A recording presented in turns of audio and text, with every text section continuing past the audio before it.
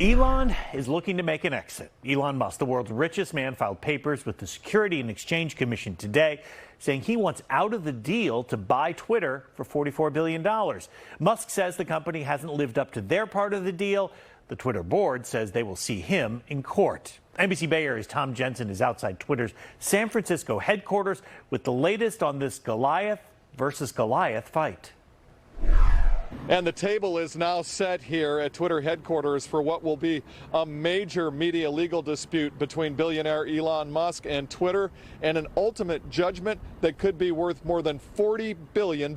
According to the news I saw, there are just so many fake accounts. There was just too much. There's just too much into this deal. There are too much unknown. Bay Area social media users responding to the bombshell news that Elon Musk is backing out of his offer to buy Twitter for $44 billion. In a letter to Twitter dated today, attorneys for Musk said in part that Mr. Musk is terminating the merger agreement because Twitter is in material breach of multiple provisions of that agreement, appears to have made false and misleading representations upon which Mr. Musk relied when entering into the merger agreement.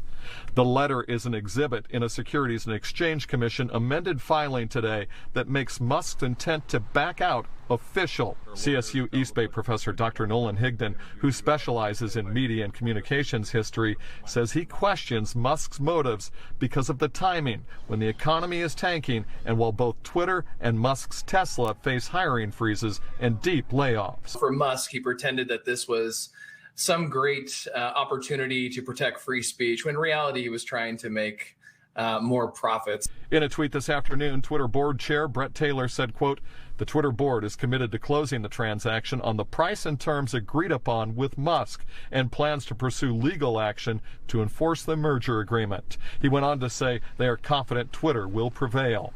Professor Higdon compares the magnitude of Musk's last-minute backout to Roger Ailes jumping ship at MSNBC to take the helm at Fox News in 1996. Sort of seen as the person to lead the creation of MSNBC and then pulling out at the last minute to jump over to Fox News Channel.